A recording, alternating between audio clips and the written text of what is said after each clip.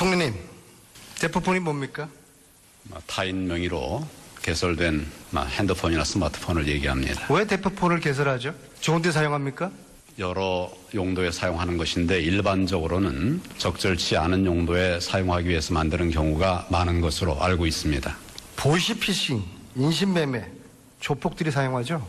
만약 대통령께서 대포폰을 사용하셨다면 범죄가 의심되지 않습니까?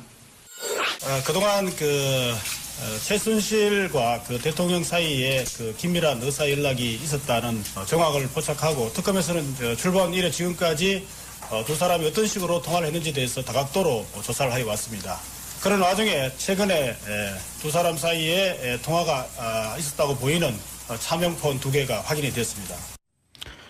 네, 앞서 들으신 거는 이제 그 대통령의 대포폰 사용에 대한 이 더불어민주당 안민석 의원의 그 황교안 권한대행에 대한 질의 내용, 지난해 11월에 있었던 내용이고요. 다음은 어제 특검팀의 이규철 대변인의 얘기를 들어보셨습니다. 지금 상황을 보면요, 너무나 좀 충격적인 부분이 있는 것이 지난해 4월부터 10월까지 대통령과 최순실이 한 570회 통화한 기록이 있다고 특검에서 밝혔고, 특히 이 의혹이 불거지면서 최순실이 독일로 출국한 9월 3일부터 검찰 조사를 위해서 귀국했던 10월 30일까지 대통령과 127회 통화한 것으로 이렇게 파악이 됐어요. 하루에 2번 이상 이렇게 통화를 했다는 얘기인데요.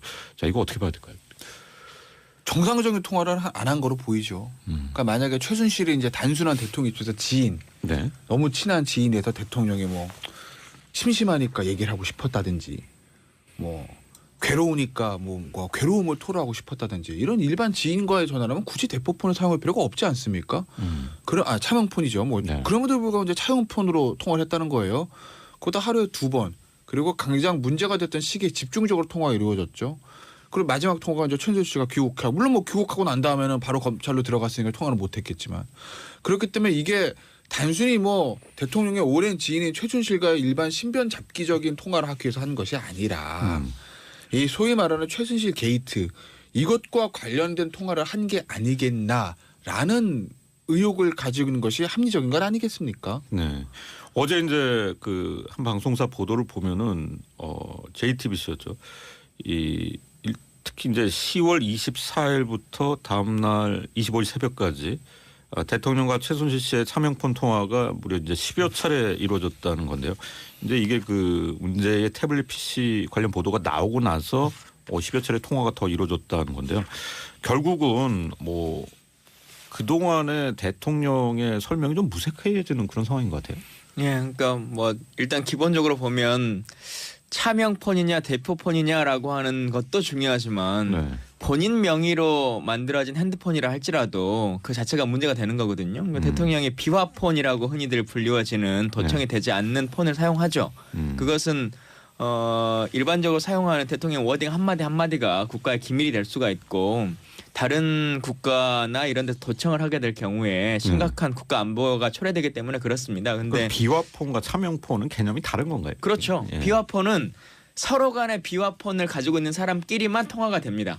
여기서 전화를 발신하면 음성이 암호화돼서 네네. 저쪽에서 암호가 처리되는 전화기를 갖고 있을 때만 전화가 가능한 도청이 거죠. 불가능하도록. 도청이 불가능하도록. 예. 근데 지금은 사실상 전 세계 모든 국가가 대통령의 개인적인 생각들이나 사담들을 또 이 내용 안에 최순실과의 그냥 농담 따먹기를 한 것만 아닐 거 아니겠습니까? 그런 모든 내용들을 다 도청했을 수 있겠다라고 하는 것이기 때문에 네. 말 그대로의 국정농단과 국기문란 행위였다.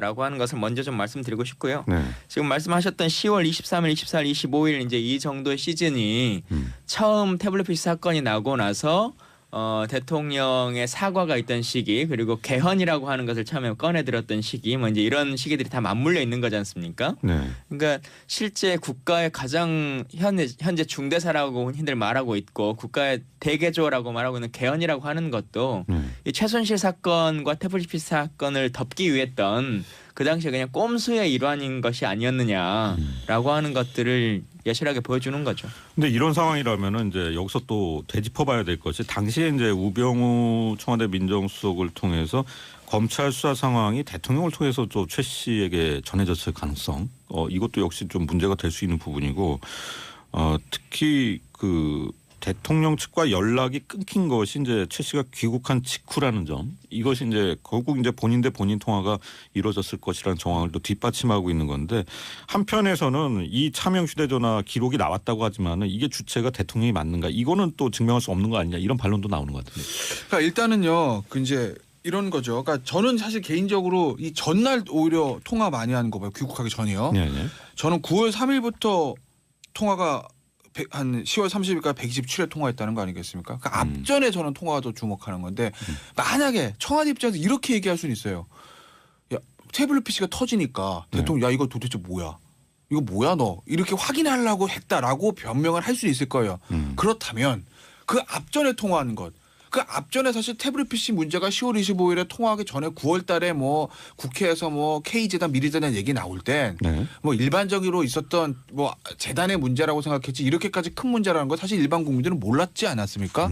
그런데 그때도 통화가 집중됐다는 거예요. 네. 굳이 대통령이 뭐 그렇게 확인할 필요가 없었을 텐데 그랬다는 얘기는 애초에 K재단 미래재단 문제가 불거졌을 때 태블릿 PC 나오기 전에도 이미 청와대와 대통령은 야 이거 뭔가 큰일 났구나 라는 얘기를 직감했다는 것이고 네. 그래서 집중적으로 최순실 씨와 통화한 건 아니겠나. 네. 그렇기 때문에 청와대가 야 이거 태블릿 PC 터진 다음에 사실 확인을 하려고 그렇게 집중적으로 통화한 거야 라고 변명했다 하더라도 그 변명이 사실은 좀 논리가 맞지 않다는 거 제가 하나 말씀드리고 싶은 것이고 네. 그다음에 아까 이제 말씀하셨던 그 이게 대통령이 누군지 이게 통화한 가 대통령인지 네. 정호성 비서관인지 네. 뭐 어떻게 하라고 말씀하시지 않습니까? 네. 뭐 그건 그럴 거예요. 왜냐하면 이게 대통령은 뭐 자동 녹음기로 다 녹음했을 리도 없고 만약에 녹음을 했다고 하더라도 다 지웠겠지. 뭐 지금 가지고 있겠습니까? 네. 근데 이제 문제는요.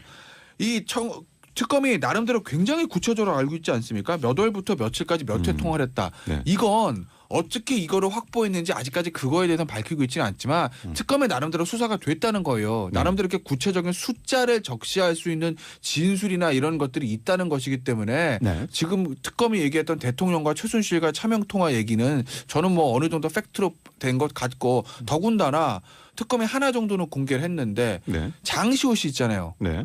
장시호 씨가 뭐 그렇게 진술했다는 거 아니겠습니까?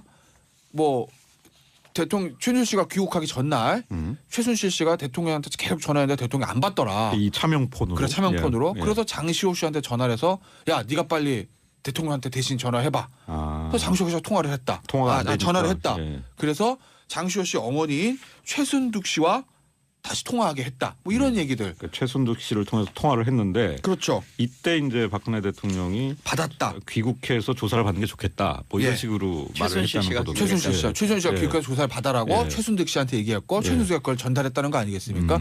장시호 씨가 이렇게 구체적으로 진술하고 있기 때문에 아까 이제 앵커께서 말씀하신 이 차명폰의 대화 주체가 대통령이 맞아? 네. 라는 그런 반론에 대해서는 특검이 반박이 가능한 거죠. 아 그렇군요. 근데 갑자기 이제 그 동안은 대포폰이라고 하다가 어제부터 이제 차명폰, 뭐 차명 휴대전화 이렇게 좀 용어가 바뀐 것도 좀 묘하네요. 그러니까 조금 약간 틀리긴 해요. 이게 뭐 공식 용칭이 아닌데, 네. 그러니까 차명폰은 예를 들어서 제가 차명폰을 쓰는 것은 제가 예를 들어 김광진 의원 이름으로 네. 명의를 개설한다든지, 뭐 저희 집사람 이름으로 개설한다든지 이렇게 내 명의는 아닌데 누구 명의인지 확실한 것. 그러니까 이 전화 같은 경우는 윤 전 추행정관이 개설한다는 거 아니겠습니까? 대통령 명의가 아니라 대통령이 쓰는데 윤 전 추행정관 명의로 개설한 타인의 명의로 개설한 거 차명폰이라고 하고 대포폰은요. 그 명의가 누군지 확인이 안 되는 거예요. 그러니까 뭐 노숙자분들이라든지 뭐 이런 식으로 그건 이제 대포폰이라고 하죠. 네.